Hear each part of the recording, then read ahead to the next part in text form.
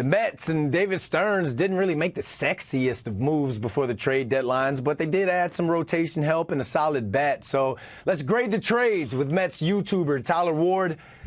Tyler, finally got you on, my man. What's going on? How are you doing, my man? How are you?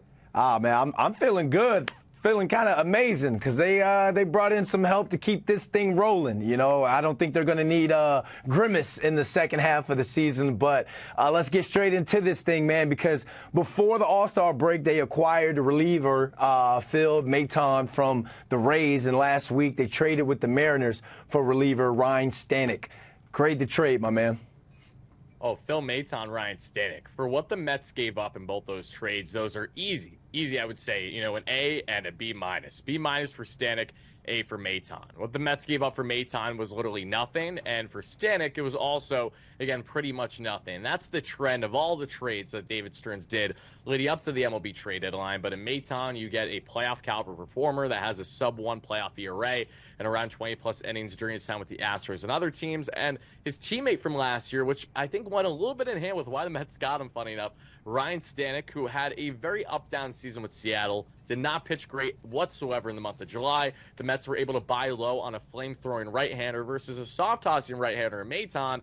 Maton's a guy that you want more so, you know, and some high leverage, but that's the guy you probably want more so in the seventh inning versus Stanek. He does have potential to give you setup, man, upside with his electric fastball and has moxie and attitude. And as we were talking, you know, off air before getting things going, we talked about the Mets and, you know, what guys stand out to them if they kind of have that swagger, if you will. And Stanek, not so much on the swagginess, but more so on just the attitude. Like, if you give him a hard time, if he doesn't have a good outing, he's going to let everyone in the stadium know about it. If you're going to go and nitpick him about his performance he's going to let you know about it. So rest assured, if there's any type of brawl that happens with the Mets and any other team, Stanek, the towering right-hander with the gorgeous locks of hair that he has, is going to be leading the charge in that regard. But two relievers that immediately add to this Mets bullpen and make them better than what they were prior without said relievers. All right, I love the moxie, I love the fire, but just don't throw his glove into the stands. Like, don't pull open. Let's not do that. Let's not do that.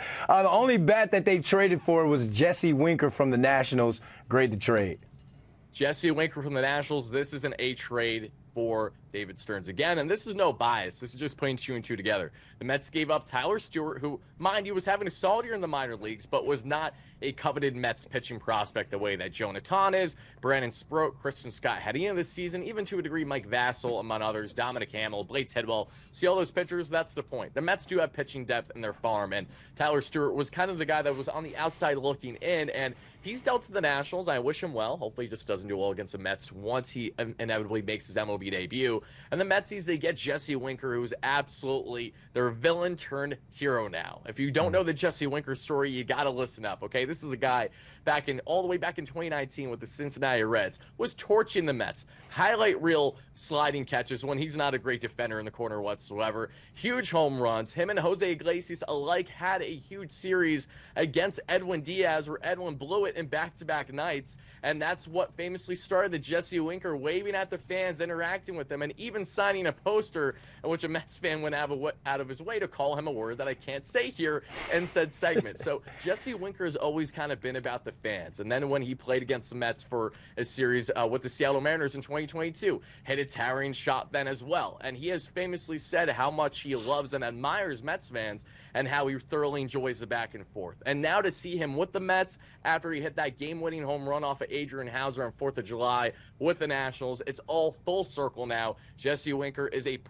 seamless fit for this Mets team in the corner outfield, facing mainly right-handed pitching until Starling Marte returns, and you kind of configure things from there. Winker, who was batting right around almost 30% better than the average batter in baseball this season, and is stealing bags unlike ever before. The guy's slimmed down, and while his base running isn't fast, it's so bizarre. He's not a fast player whatsoever, yet he has 14 stolen bags this year. I don't know what it is about Jesse Winker's approach when it comes to base running, but it's completely different than ever before in his career. Just for context, he only has 17 total stolen bases throughout his MLB career, and 14 of which are this season. He's already had some nice hits for the Mets. He has hasn't shown up yet with runners in scoring position, but that is something that we can expect from Jesse Winker, the left-hand veteran bat off the bench in DH or in corner outfield. He has tremendous clutch numbers this season. Runners in scoring position, 2 out. Everything that you want from a potential playoff performer is what Jesse Winker provides. And you gave up, again, very little to acquire him.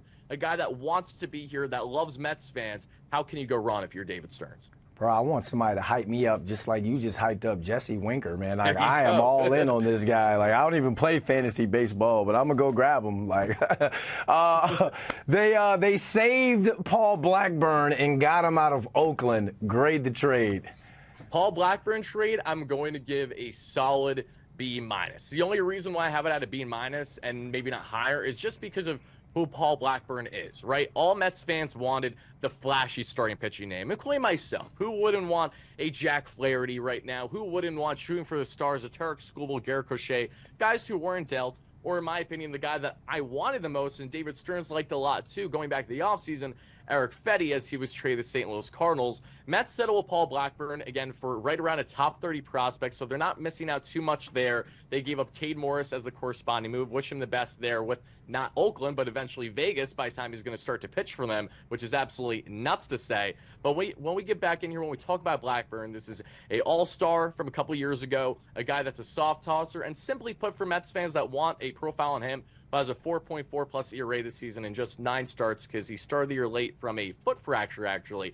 Blackburn is exactly what Adrian Hauser was hoping to be for the Mets this year. A back-end starter that can give you 5+ innings, hopefully 6, if not 7 at times. A guy that can be a workhorse out there, is a soft tosser, and is going to induce those ground ball outs. That is how Blackburn works his game. And Mets defensively in their infield have been far greater than what they were in the first half of the season. So that isn't a bad matchup at all. He rekindles his relationship with former teammates in Sean Manaea during their time in Oakland, among others. And now he comes to the Mets when the Mets absolutely needed to add at least one more starter. Is he huge on the quality? No, but he adds to this Mets team where you can never have enough pitching.